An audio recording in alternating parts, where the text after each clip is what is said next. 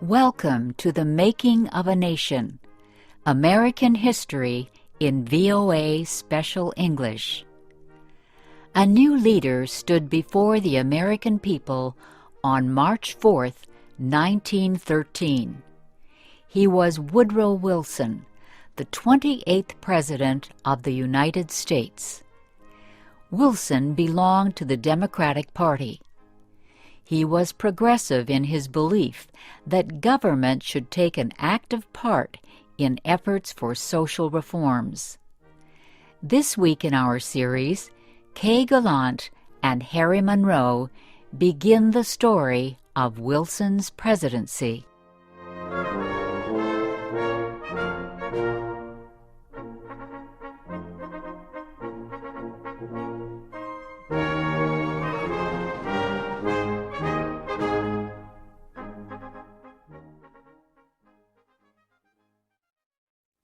Woodrow Wilson had spent most of his life at Princeton University. First, he was a professor. Then he was university president. Next, Wilson was elected governor of the state of New Jersey.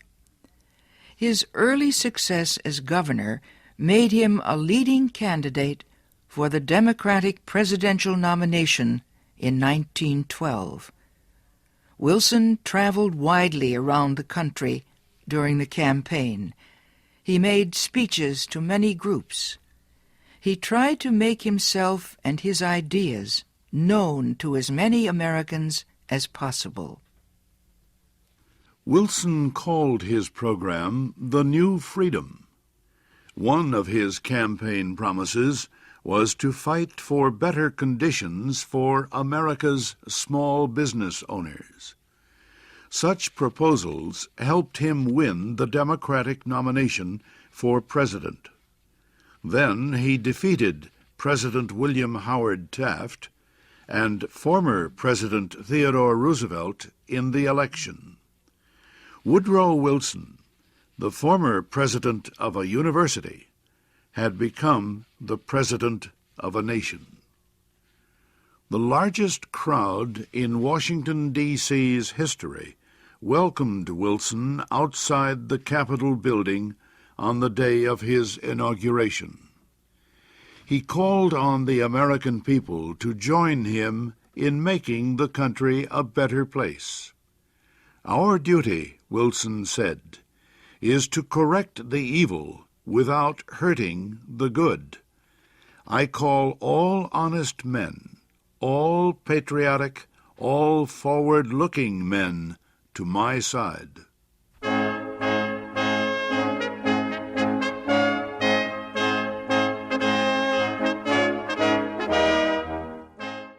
Wilson wasted no time. He immediately called a special session of Congress to act on Democratic campaign promises to reduce import taxes or tariffs. Wilson felt strongly about the need to reform these taxes. He broke tradition by leaving the White House to appear before Congress in person to appeal for his tariff proposals. Many members of Congress opposed Wilson's plans, but the new president used the results of a Senate investigation to win the fight. The investigation showed that a number of senators owned companies that depended on high tariffs for their profits. The votes of these senators were influenced by their property holdings.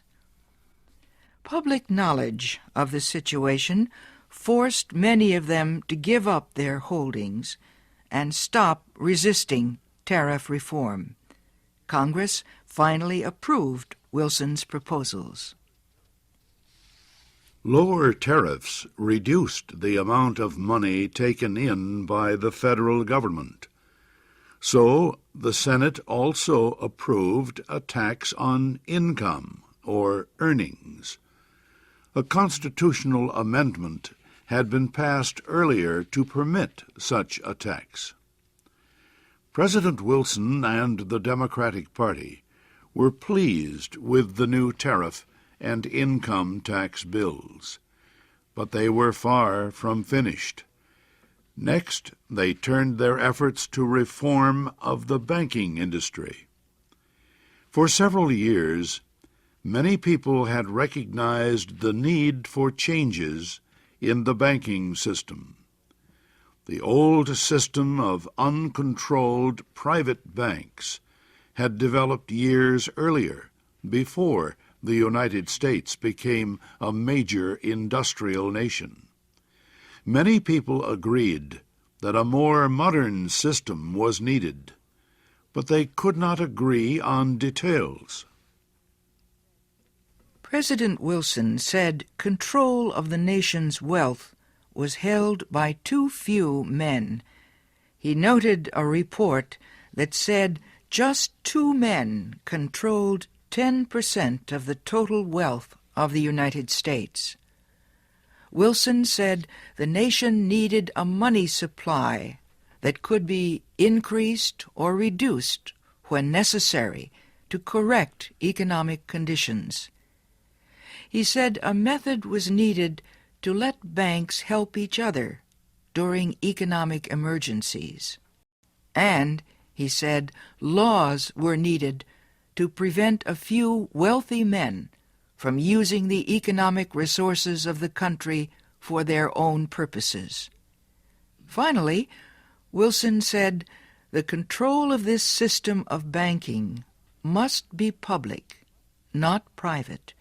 It must belong to the government itself. Wilson called his proposal for a central bank the Federal Reserve System. Under the plan, the nation would be divided into 12 areas. Each area would have its own Federal Reserve Bank. These area banks would not do business with the public. They would serve only as bankers' banks, and they would issue a new form of money supported by the federal government. Most important, the leaders of the new system would be chosen by the government, not by private business.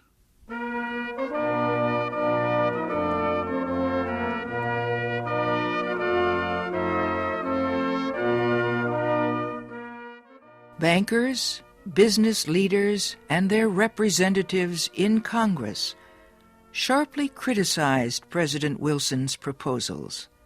They said government control of the banking system was socialism, not capitalism.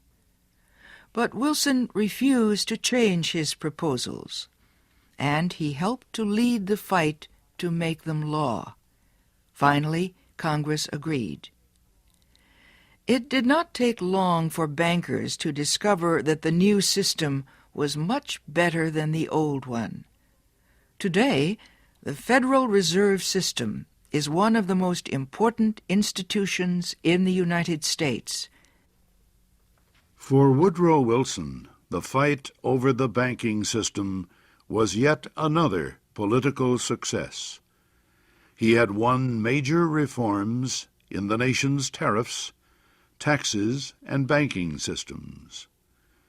Now he told Congress that new legislation was needed to control the power of monopolies and trusts.